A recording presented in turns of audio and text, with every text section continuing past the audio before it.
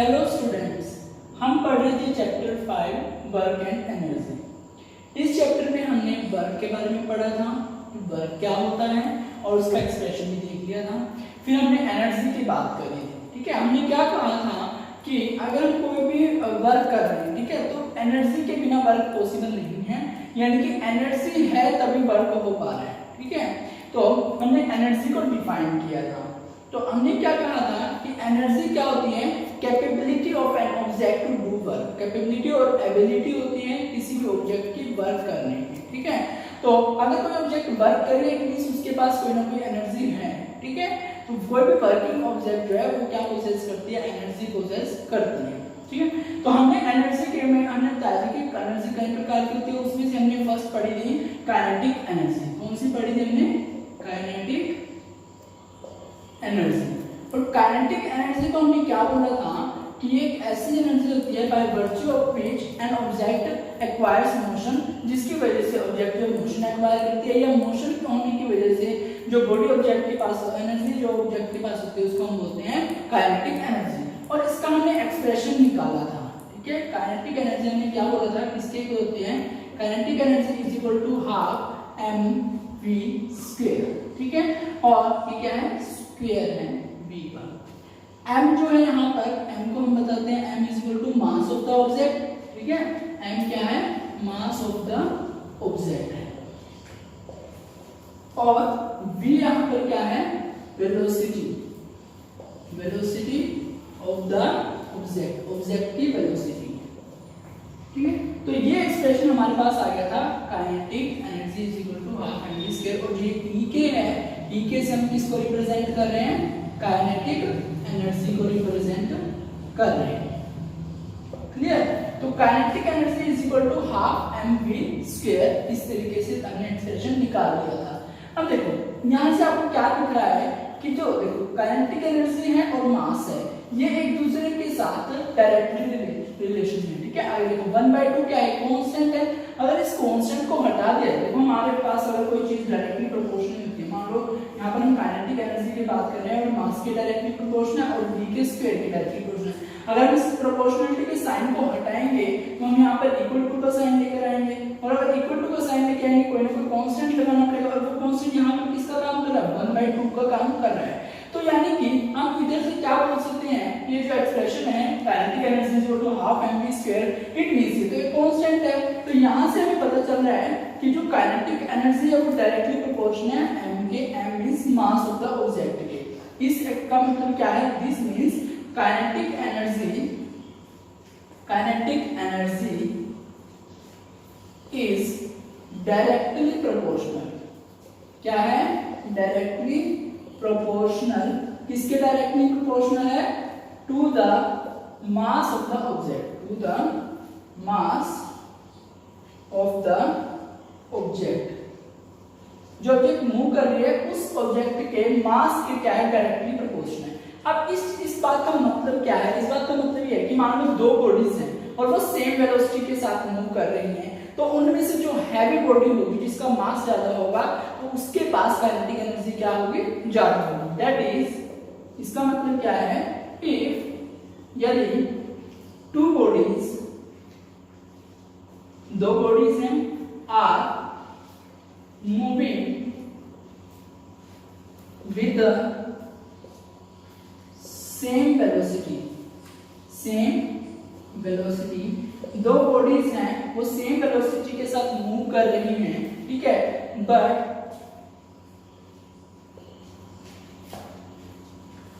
Have different masses, different masses. उन दोनों bodies के जो मास है वो क्या है, डिफरेंट है। यानी कि एक 5 kg की हो तो एक 10 kg की हो सकती है, 7 kg की हो या फिर 2 kg की हो। इनके उनमें से एक हैवी बॉडी है और एक जो है मतलब हल्की है वेट में, ठीक है। तो दोनों के डिफरेंट मासेस है, मास अलग अलग है। तो इसका मतलब क्या होगा, देन अब क्योंकि काइनेटिक एनर्जी का डायरेक्टली प्रोपोर्शनल मास है, देन हैवी बॉडी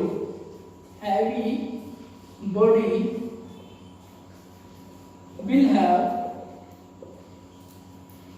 high और more रिस्क ऑफ, जो हैवी बॉडी होगी उसके पास क्या होगी, ज्यादा और काइनेटिक एनर्जी।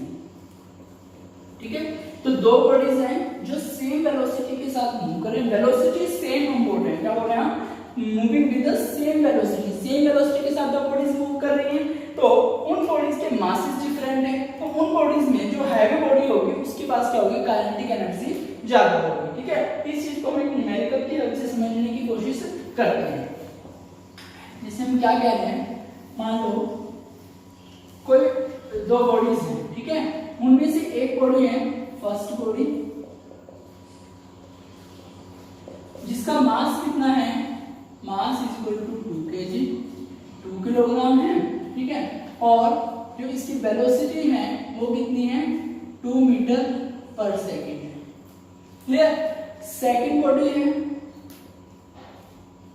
सेकंड बॉडी का जो मास है वो कितना है, 5 kg है, और वेलोसिटी इसकी सेम वेलोसिटी हमने बोला है तो 2 मीटर पर सेकेंड। अब देखो दोनों की वेलोसिटी क्या है, सेम है, लेकिन मास क्या है, अलग अलग है, ठीक है। तो फर्स्ट के लिए अगर आप काइनेटिक एनर्जी निकालोगे, देखो काइनेटिक एनर्जी, तो यहाँ पर काइनेटिक एनर्जी क्या आएगी, half M V square, M क्या है 2 kg है, यहाँ पर 2 kg into V square, V कितना है 2 है, तो 2 का स्क्वायर आपने करना पड़ेगा, तो ये 2 से ये 2 कैंसिल और यहाँ पर ये आ जाएगा 4, ठीक है। तो काइनेटिक एनर्जी कितना आ गया आपके पास, 4 जूल आ जाती है। अब सेकंड केस में अगर आप काइनेटिक एनर्जी निकालोगे तो हमने देखो क्या कहा है, जो दो ऑब्जेक्ट सेम वेलोसिटी के साथ अगर मूव कर रही हैं और मासेस उनके डिफरेंट है, तो जो हैवी बॉडी होगी उसकी काइनेटिक एनर्जी ज्यादा होगी। अब ये देखो हैवी कौन सी है इन दोनों में से, इसका 2 kg वेट है, इसका 5 kg वेट है, तो हैवी कौन सी है, ये वाला जिसका 5 kg वेट है, तो इसकी जो काइनेटिक एनर्जी आएगी वो इस वाली काइनेटिक एनर्जी से ज्यादा आनी चाहिए, यानी कि 4 जूल से ज्यादा आनी चाहिए। तो हम निकाल कर देखते हैं, तो काइनेटिक एनर्जी कैसे निकालते हैं, half into M V square, अब मास कितना है इसका 5 kg है, इंटू में v स्क्वायर, v वेलोसिटी का स्क्वायर यानी कि 2 का स्क्वायर हो जाएगा यहाँ पर, ठीक है।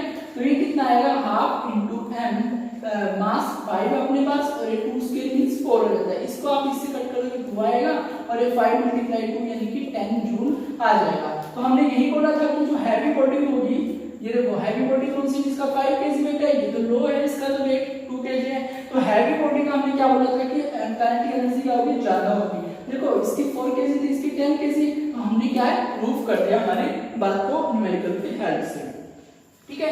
तो हम एक चीज तो हम समझ गए कि अगर दो बॉडीज हैं और सेम वेलोसिटी के साथ वो मूव कर रही हैं, तो उनमें से जो हैवी बॉडी होगी उसकी काइनेटिक एनर्जी क्या होगी, ज्यादा होगी, ठीक है। तो ये आप समझ गए। अब हम क्या कह रहे थे कि देखो मास के डायरेक्टली प्रोपोर्शनल है काइनेटिक एनर्जी, और हम एक्सप्रेशन से क्या देख पा रहे हैं कि जो काइनेटिक एनर्जी का जो एक्सप्रेशन है इसमें देखो हाफ m v स्क्वायर, मास के डायरेक्टली प्रोपोर्शनल है और वेलोसिटी के स्क्वायर के भी डायरेक्टली प्रोपोर्शनल है। हम यहां से क्या कहेंगे कि जो काइनेटिक एनर्जी है ये क्या है, डायरेक्टली प्रोपोर्शनल है इसके वेलोसिटी के स्क्वायर के, ये चीज भी आपने नोट करनी है, वेलोसिटी के स्क्वायर के डायरेक्टली प्रोपोर्शनल है। तो अब इसका मतलब क्या है, मान लो दो बॉडीज है हमारे पास, इट मींस इसका क्या मतलब है कि काइनेटिक एनर्जी, जो काइनेटिक एनर्जी होती है is directly proportional, directly proportional है किसके, टू द स्क्वायर, स्क्वायर के, किसके स्क्वायर के, to the square of the velocity of the moving body. जो बॉडी मूव कर रही है उसकी वेलोसिटी के स्क्वायर के डायरेक्टली प्रोपोर्शनल होती है काइनेटिक एनर्जी, ठीक है। इसका डायरेक्टली क्या मतलब है, मान लो अगर दो बॉडीज हैं उनका मास आपके पास सेम है लेकिन वेलोसिटी अलग अलग है, तो उनकी काइनेटिक एनर्जी क्या फर्क पड़ेगा वो देखो आप। देखो फर्स्ट बॉडी आपने ली, फर्स्ट बॉडी इसका मास आपने ले लिया 2 kg, ठीक है, और वेलोसिटी आप ले रहे हो कितनी ले लिया आपने वेलोसिटी इसकी, मान लो 2 मीटर पर सेकंड की ले ली। तो आप फॉर एग्जांपल ऐसे आपने सेकंड बॉडी ली, सेकंड बॉडी का मास आपने सेम लेना है आपकी बार, 2 kg मास ले लिया और वेलोसिटी आपने इसकी क्या किया 3 मीटर पर सेकंड, ठीक है। तो आप देखो काइनेटिक एनर्जी निकालो दोनों केसेस में। फर्स्ट केस में आप निकालोगे तो काइनेटिक एनर्जी हाफ m मास 2 kg आपने लिया, वेलोसिटी का स्क्वायर यानी कि 2 का स्क्वायर आपने लेना है, तो ये कितना आ जाएगा, इसको के साथ 2 कैंसिल, ये 4 जूल आ जाएगा। Clear, 2 square 4 joule. Second case में जब आप काइनेटिक एनर्जी निकाल रहे हो हाफ एम, मास तो आपके पास सेम ही था 2 kg, वेलोसिटी आपने 3 मीटर पर सेकंड है, 3 का स्क्वायर हो जाएगा। अब ये 2 से 2 कैंसिल, 3 का स्क्वायर कितना होता है 9 जूल। क्लियर, तो जिस ऑब्जेक्ट की वेलोसिटी ज्यादा थी उसकी काइनेटिक एनर्जी भी क्या आ रही है, ज्यादा आ रही है। ठीक है, ये एक रिलेशन आपने निकाल लिया। अब अगर आप ऐसे बोल देते हो कि एक बॉडी है, ठीक है, उस बॉडी में मान लो ये कोई बॉडी है, ठीक है, और ये क्या कर रही है, मूव कर रही है उस डायरेक्शन में। जब ये उस डायरेक्शन में मूव कर रही है तो इसके पास कोई ना कोई वेलोसिटी है, मान लो इसके पास वेलोसिटी है 3 मीटर पर सेकंड। ठीक है, इस ऑब्जेक्ट का जो मास है वो 2 kg हमने लिया है। क्लियर, और वेलोसिटी लिया 3 मीटर पर सेकंड। स्टार्टिंग में ये वेलोसिटी है आपके पास, ठीक है, आप इसको v बोलते हो या इनिशियल वेलोसिटी हम बोल सकते हैं। तो इनिशियल वेलोसिटी इसके पास स्टार्टिंग में कितनी है, इनिशियल वेलोसिटी को हम u से रिप्रेजेंट कर रहे हैं, 3 मीटर पर सेकंड से ये चल रही है। अब यहाँ पर कोई एक्सटर्नल बॉडी आके इस पर क्या है, कोई एक्सटर्नल एजेंट है वो इस पर अप्लाई कर देता है, कोई फोर्स अप्लाई कर देता है और उसी डायरेक्शन में अप्लाई करता है, और वो फोर्स अप्लाई करने से इसकी वेलोसिटी में चेंज आता है, और वेलोसिटी इसकी क्या हो जाती है, v हो जाती है फाइनल वेलोसिटी, और वो 3 से बढ़कर कितनी हो जाती है, 4 मीटर पर सेकंड हो जाती है। क्लियर, अब वेलोसिटी में क्या आ रहा है, चेंज आ रहा है। वेलोसिटी में चेंज आने से मतलब क्या है कि इनकी काइनेटिक एनर्जी में भी क्या आएगा, चेंज आएगा। देखो, जब इसके पास वेलोसिटी ये वाली थी, इनिशियल वेलोसिटी 3 मीटर पर सेकंड, तो इस टाइम पे जो काइनेटिक एनर्जी थी, तो काइनेटिक एनर्जी कैसे निकालते हो, हाफ इंटू mv स्क्वायर, मास कितना दिया हमने 2 kg ही माना है, और वेलोसिटी कितनी मानी 3 मीटर पर सेकंड, तो 3 का स्क्वायर, तो ये 2 से 2 कैंसिल, 3 का स्क्वायर कितना आ जाएगा 9 जूल। तो इनिशियल वेलोसिटी जो थी, काइनेटिक एनर्जी जो थी इनिशियल, वो 9 जूल थी, लेकिन फाइनल काइनेटिक एनर्जी कितनी आएगी, देखो फाइनल काइनेटिक एनर्जी कैसे आएगी, हाफ एम, मास तो वही है क्योंकि एक ही ऑब्जेक्ट की बात करें उसका मास तो सेम मिलेगा 2 kg इनटू वेलोसिटी का स्क्वायर। फाइनल वेलोसिटी कितनी आ रही है 4 मीटर पर सेकंड, तो 4 का स्क्वायर, तो 2 से 2 कैंसिल, 4 का स्क्वायर कितना आ जाएगा 16 जूल यहाँ पर आ रहा है। तो काइनेटिक एनर्जी क्या हो रही है, उसकी बढ़ रही है क्योंकि वेलोसिटी भी बढ़ रही थी। अब यहाँ पर इनिशियल काइनेटिक एनर्जी 9 जूल थी और फाइनल काइनेटिक एनर्जी 16 जूल थी, यानी कि जब वर्क हम कर रहे हैं और उस वर्क की वजह से वेलोसिटी में चेंज आ रहा है, वेलोसिटी में चेंज आ रहा है, इट मींस उसके काइनेटिक एनर्जी में भी चेंज आ रहा है। तो वो काइनेटिक एनर्जी में चेंज आप कैसे निकालोगे, फाइनल जो आपकी काइनेटिक एनर्जी, इसको आप F लिख दो, ठीक है, final kinetic energy minus kinetic energy कौन सी, इनिशियल काइनेटिक एनर्जी। तो ये किसके इक्वल आ रहा है, change in the kinetic energy, किसके इक्वल है, चेंज इन काइनेटिक एनर्जी आप लिखोगे इसको, ठीक है। और ये क्या है, फाइनल काइनेटिक एनर्जी कितनी आ रही है 16 जूल आ रही है, माइनस इनिशियल काइनेटिक एनर्जी कितनी है 9 जूल है, तो ये कितनी आ रही है 60 माइनस 9 आप करोगे, इट मींस ये आपके पास आ जाती है 7 जूल, ठीक है। तो आपको समझ में आएगा कि 60 माइनस 9 का अपने 7 जूल, इतना चेंज जो है काइनेटिक एनर्जी में हो रहा है। और इसका मतलब क्या है कि यहाँ पर जो वर्क किया गया है वही एनर्जी में कन्वर्ट हुआ है, तो यानी कि यहाँ पर 7 जूल ऑफ वर्क किया गया है, कि जो चेंज इन काइनेटिक एनर्जी है इसी को हम बोल रहे हैं external work done on the object. इसको क्या कहा गया कि एक्सटर्नल वर्क डन है ऑब्जेक्ट के ऊपर, क्योंकि उस वर्क ने ही तो क्या किया है, जो वेलोसिटी है उसको चेंज किया है, और वेलोसिटी में चेंज होने की वजह से काइनेटिक एनर्जी में चेंज आ रहा है, ठीक है, और वही काइनेटिक एनर्जी में चेंज किसके इक्वल है, वर्क डन के इक्वल यहाँ पर है। तो इसी चीज को हम किसके नाम से जानते हैं, वर्क एनर्जी थ्योरम के नाम से जानते हैं, ठीक है। इसी चीज को हम किस नाम से जानते हैं, वर्क एनर्जी थ्योरम। तो हम पढ़ेंगे यहाँ पर work energy theorem. Work energy theorem क्या कहती है, अकॉर्डिंग टू दिस थ्योरम, इस थ्योरम के अनुसार, अकॉर्डिंग टू दिस थ्योरम, इस थ्योरम के अकॉर्डिंग अनुसार, if a body of mass m kg, कोई बॉडी है जिसका मास m किलोग्राम है, is moving with initial velocity, initial velocity के साथ मूव कर रही है, वो वेलोसिटी क्या है u मीटर पर सेकेंड, ठीक है, इनिशियल वेलोसिटी है, ठीक, and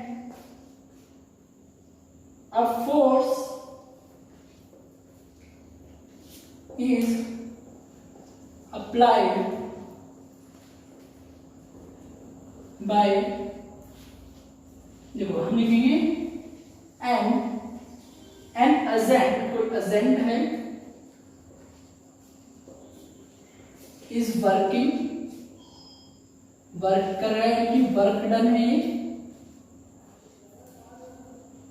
working on that object, उस ऑब्जेक्ट के ऊपर वर्क कर रहा है, ठीक है, बाय एक एजेंट है वो वर्क कर रहा है उस ऑब्जेक्ट के ऊपर, and changes the velocity, changes the velocity of object to v metre per second, यानी कि ये फाइनल वेलोसिटी ये हो जाती है, और जो ये फाइनल वेलोसिटी आई है v, ये क्या है, ज्यादा आती है किसी u के कंपैरिजन में, ठीक है। तो यहाँ पर आप क्या निकाल सकते हो, चेंज इन काइनेटिक एनर्जी निकालोगे, change in kinetic energy, kinetic energy में चेंज होगा क्योंकि वेलोसिटी में चेंज हो रहा है, तो काइनेटिक एनर्जी में चेंज होगा, ये हम यहाँ से देख चुके हैं। तो काइनेटिक एनर्जी में चेंज कैसे आप निकालोगे, इनिशियल फाइनल काइनेटिक एनर्जी, यहाँ पर आप लिखोगे फाइनल काइनेटिक एनर्जी माइनस यहाँ पर आप लिखोगे इनिशियल काइनेटिक एनर्जी, ठीक है। ये क्या निकलेगा, आपका चेंज निकलेगा, और ये जब चेंज निकालोगे तो आपको देखो फाइनल काइनेटिक एनर्जी क्या आएगी, हाफ, मास तो सेम रहेगा ऑब्जेक्ट का, फाइनल वेलोसिटी क्या है v मीटर पर सेकंड स्क्वायर इनटू v का square minus initial velocity half m u square हो जाएगा क्योंकि इनिशियल वेलोसिटी u थी। तो इधर से देखो आप हाफ भी कॉमन आएगा, m भी कॉमन आएगा, आपके पास v square minus u square answer बच जाएगा। ये क्या निकाला आपने, change in the kinetic energy निकाला है। और ये चेंज क्यों हो रहा है, क्योंकि एक एक्सटर्नल एजेंट ने वर्क किया था, तो वो ये जो चेंज आ रहा है काइनेटिक एनर्जी में किसके इक्वल आ रहा है, वर्क डन के इक्वल आ रहा है, ठीक है। तो ये change in kinetic energy is equal to work done, ठीक है। तो ये किसके इक्वल है, वर्क डन के इक्वल है, ठीक है। ये क्या कहती है, ये थ्योरम कहती है वर्क एनर्जी थ्योरम। इसको अच्छे से आपने पढ़ना है, डेफिनेशन देखने बुक में भी, और यहाँ से भी समझने की कोशिश करनी है। तो यानी कि हम ये कह रहे हैं कि कोई ऑब्जेक्ट है, उसका कुछ ना कुछ मास तो होगा, ठीक है, और वो जो ऑब्जेक्ट है उसका कुछ भी मास है, मान लो, ठीक है, m मास माना हमने को 2 kg है, 4 kg है, 5 कितना भी kg हो, कोई प्रॉब्लम नहीं है। अब उसका कुछ ना कुछ परमानेंट मास होगा, ठीक है। तो वो ऑब्जेक्ट जो है मूव कर रही है, स्टार्टिंग में इनिशियल वेलोसिटी उसके पास है, u वेलोसिटी हमने इनिशियली मानी है, ठीक है। मान लो ये हमारे पास क्या है, कोई ऑब्जेक्ट है, ठीक है, ये क्या कर रही है, इसका मास हमने कोई भी मान लिया m kg, ठीक है, m किलोग्राम की ऑब्जेक्ट है, ये मूव कर रही है इस डायरेक्शन में, और u इसकी क्या है, u मीटर पर सेकंड इनिशियल वेलोसिटी है, ठीक है।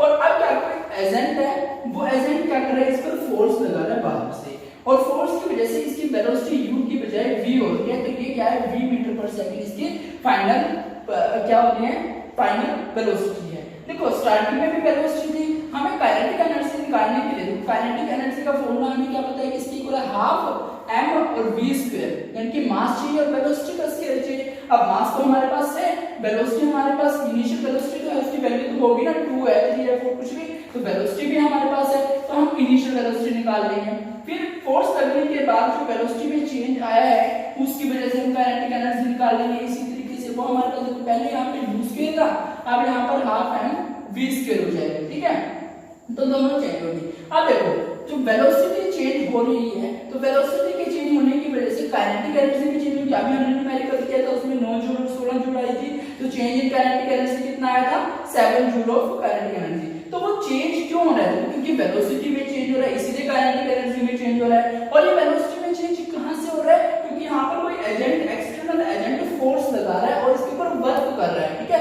वर्क क्यों बोल रहे हैं हम कर रहे हैं, क्योंकि अगर किसी ऑब्जेक्ट के ऊपर फोर्स लगाया जाए और वो फोर्स लगाने की वजह से मूव कर रही है और उसी डायरेक्शन में मूव कर रही है, तो वो क्या हो गया, वर्क, यानी कि वर्क किसके इक्वल है, फोर्स इनटू डिस्प्लेसमेंट, फोर्स भी लग रहा है और डिस्प्लेसमेंट भी, यानी कि वर्क हो रहा है वहां पर, तो वो वर्क डन किसके इक्वल आ रहा है, change in the kinetic energy के इक्वल है। तो अगर आपके पास कोई न्यूमेरिकल ऐसा आ जाता है कि वेलोसिटी में चेंज दिया हुआ है और आपसे वर्क डन पूछता है, तो आपने सिर्फ और सिर्फ काइनेटिक एनर्जी में चेंज निकाल देना है और वहां से आपको किसके इक्वल हो जाएगा, वो वर्क डन के इक्वल हो जाएगा। ठीक है, तो ये काइनेटिक एनर्जी से रिलेटेड कुछ इंपॉर्टेंट पॉइंट्स थे वो हमने पढ़ लिया और वर्क एनर्जी थ्योरम भी हमने कर दी। इसके बाद नेक्स्ट लेक्चर में हम न्यूमेरिकल्स करेंगे और तब तक के लिए आप इन वीडियोस को देखिए और थ्योरी को अच्छे से समझने की कोशिश कीजिए। कोई भी प्रॉब्लम है तो आप कमेंट सेक्शन में पूछ सकते हैं। आप वीडियोस को देखकर स्ट्रिक्टली अपना सिलेबस कवर कीजिए। Thank you.